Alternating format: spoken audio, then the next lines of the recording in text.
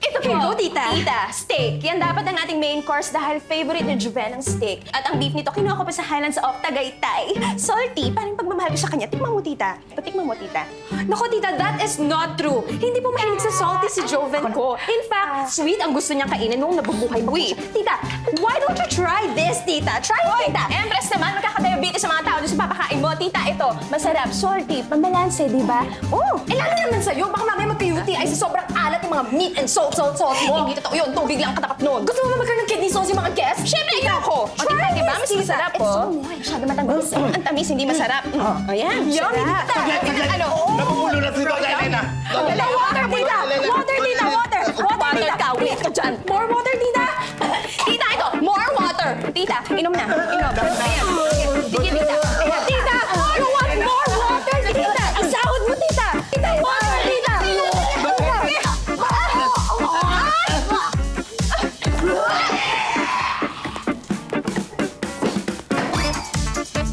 Kasalanan mo to eh! Ano talaga yun? Tingnan mo. Hindi talaga yung mayan. O, di ba? Attorney Chen? Girls, hindi ko nagustuhan yung inasal nyo kanina. Untik pang mapahamak si Doña Elena dahil sa bangayan ninyong dalawa. Kaya kailangan niya magpahinga ngayon dahil napagod siya ng bongga. I mean, napagod siya ng husto dahil sa inyong dalawa. At sabi ng doktor, kailangan niya ng bed rest. Okay? Okay po. Sorry po. At saka, please lang, huwag na muna kayo magpaligsahan sa atensyon niya. Mag-focus tayo sa paparating na 40 days si Joven. Total naman, ilang araw na lang parating na yung party, oh. Tama? Opo, tama po. Okay po. Okay, ganito gusto ko, ah. Kailangan pagising na Doña Elena, planchado na lahat. Aalis lang ako para ayusin lahat ng binili niya. Tsaka, mag-gym na rin ako. Okay? Ayusin niyo lahat ng set design, ng decorations dito para pagising niya, may progress na tayo. Okay? Okay po. Okay.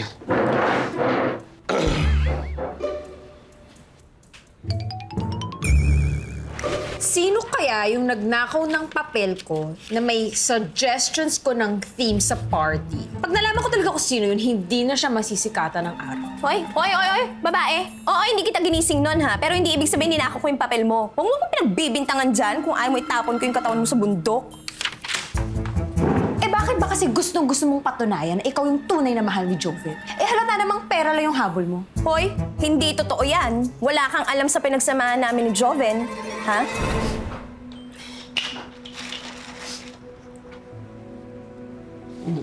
Nangyari sa'yo? Okay ka lang? Sorry. Ipaglalaban ko siya kahit anong mangyari. Kaya kahit kailan hindi ako magsusorry sa'yo kung ipaglalaban ko ang pagmamahala namin. Papatunayan ko kay Doña Elena.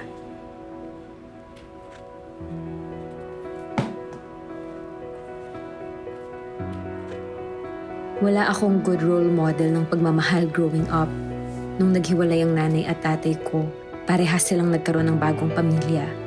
Kung kani-kanino ko nakatira, sa mga tito at tita, iba't ibang kamag-anak. Sabi ko sa sarili ko kung sinong unang taong magpakita ng pagmamahal sa akin, papakasalan ko kagad. Hindi na mauulit yun.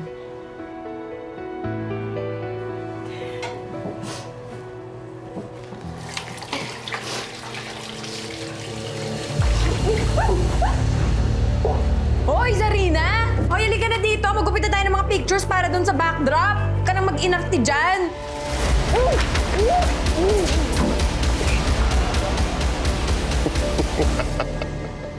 Hello?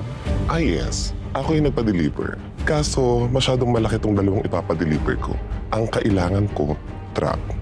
Yung isa, sa bulubunduking bundok ng San Mateo Rizal ang drop-off. Yung isa, sa Laguna de Bay. Happy 40 days, Joven. Happy 40 days, Joven. Happy 40 days, happy 40 days. Happy 40 days, Joven. Thank you so much for organizing this party for my son, my Joven. By the way, have you seen the two girls? Empress and Zarina? They've been missing for 2 days now. Don't worry, Doña Elena. I'll make sure to find them once everything is done. Empress! Nasaan si Empress? Ilabas niyo si Empress. Nandito siya, di ba? Nasaan siya? Zarina? Tita, si Empress po may gawa sa akin ito. Narinig ko siya eh. Sabi niya, hindi ka nasisikatan ng araw. Kaya ang ginawa niya, kinidnap niya ako. Tapos ilagay niya ako sa kahon. Tapos pinadala niya ako sa Lola Move. Pagising ko, nandun ako sa lambat ng mga mangangisda ng Laguna de Bay. Tita, siya may gawa nito. Ilabas niyo siya. Nung tinatago niyo siya, attorney. Wala dito si Empress. Both of you are missing for 2 days now. Yes. Ako ba? Ako ba hinahanap mo? Ha? Narinig ko sinabi mo na ipapatapon mo yung katawan ko sa bundok. Narinig ko yun! Kasalanan mo to! Patitikman mo ang galit ko! Ay! Ito na may gawa sa akin ito. Melky, diyan ka muna. Attorney, akin yan. Ah, ganyan. Sige ah. Eto gusto mo!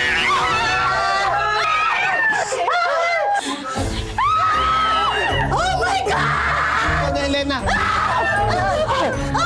Kasalanan mo to! Ikaw talaga to! Pengi ako! Paano ba ako invested in me? Bibigay ko na sa inyo ang mana ng anak ko! I am giving 50% to each of you. Just stop this madness! I object! Walang sino man sa inyo ang dapat magmana dahil hindi kayo ang tunay na iniibig ni Joven. Wait lang, attorney ha. Sino ka naman para sabihin yan sa amin? I guess it's revelation time.